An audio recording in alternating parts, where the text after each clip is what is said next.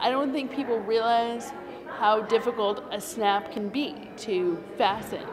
Watch a child try to do it. It is the most frustrating thing. When the majority of clothing is made for everyone else, getting dressed is much harder for people like Karen Kern, who has cerebral palsy.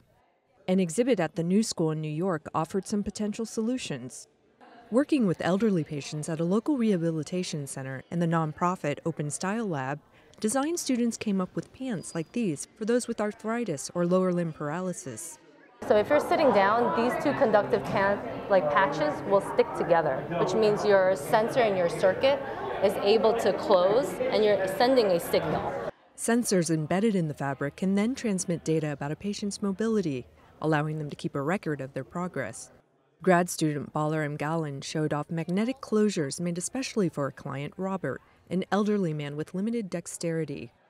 The magnets were embedded in a 3D printed encasing so that they don't stick to his wheelchair, but they stick to each other. Other concepts provide a means of communication.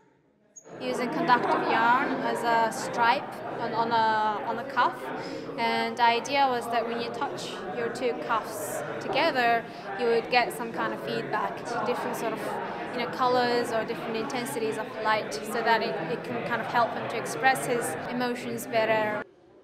It all points to a future that's tailor-made for the wearer.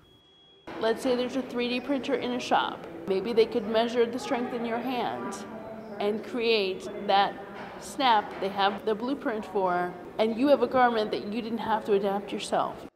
A fashion statement that's stylish and empowering. Tina Trin, VOA News, New York.